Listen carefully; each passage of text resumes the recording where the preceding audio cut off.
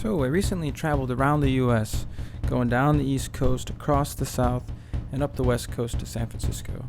First stop was New York, and this is a little drawing of what I expected. Tall buildings and lots of traffic, and the traffic wasn't really that bad, actually. And I also had this picture of Central Park, which was pretty accurate. And there's also, of course, I found the Brooklyn Bridge and Times Square. And these places are cool to see in person, because it's like you see in TV shows and movies set in these places. And it's like, oh, hey, 30 Rock. It is fun to see in person.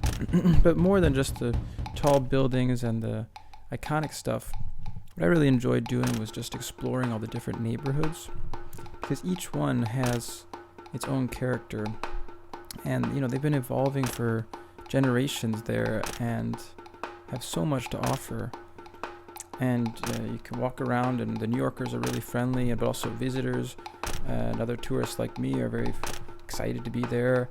And you can get really authentic food from different regions, but also very unique new types of things. And there's live music and stand-up comedy every night all over the place.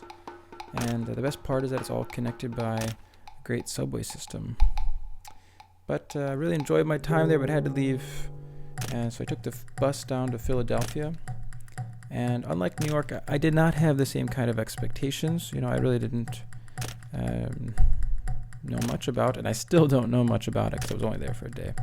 But it was great to hang out with my friend Will Wong.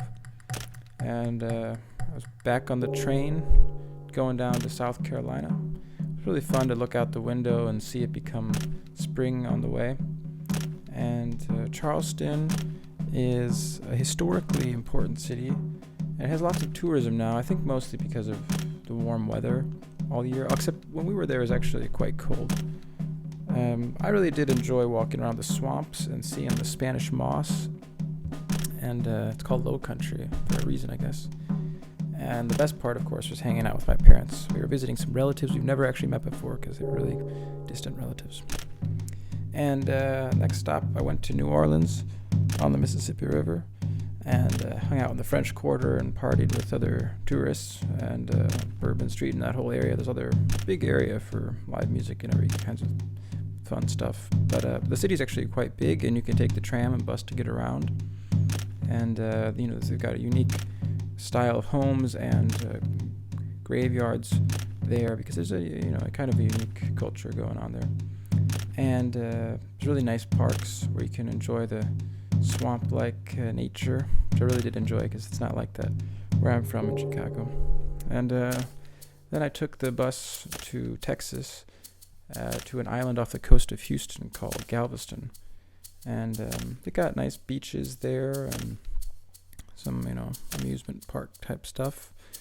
But most of the island is just residential. Does have some interesting architecture though, and colorful homes, kind of reminding you that you're on an island in a warm place. And then my brother and I drove to Los Angeles, like a 4-day trip. And the first day was entirely in Texas, 12 hours of driving through a very flat landscape. But then getting to New Mexico, it gets very mountainous and Wild West feeling with the red rocks and everything. And Arizona, area around Sedona, is really interesting rock formations, and that kind of continues when you go through Nevada to Las Vegas. Really interesting deserts, and Las Vegas is crazy, of course. But the deserts continue on the way to California, and there's eventually the mountains start appearing with the snow on top, and that's a really cool contrast. And Los Angeles is quite, well, it was especially green this time of year. It had been raining a lot recently, and I didn't have much time there, but I've been there before, and it was good to see again.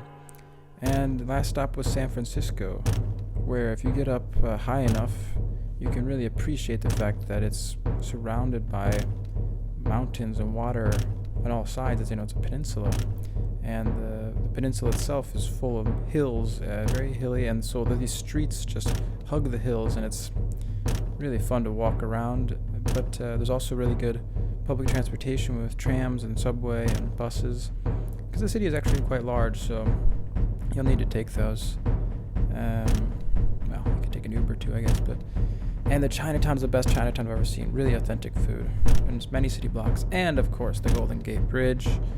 Really nice to walk across and soak up all the scenery because the whole area is surrounded by parks and beaches. And I knew this was my last shot because my battery was dying and it was my last day. So I held this shot a little too long and my feet get soaked right there. But it wasn't really a problem because it was sunny and warm, and I had to keep walking around that bend there. So on the other side of that, there's a park called Land's End, which is facing the Pacific, and I got a great view of the sunset there, and yeah, it was a great end to my trip. It's been a good trip. Thanks for watching. Bye. It really was a great trip, and I feel like I understand the country better now. It was really my first time being in the South at all, so I feel like I understand how the country fits together better now. And everyone I met on the trip was so kind and warm, from friends and family to strangers and everything in between. It was everyone was so kind and warm, and so I really did feel inspired and energized by my time, and I want to hope that all of you take care and peace.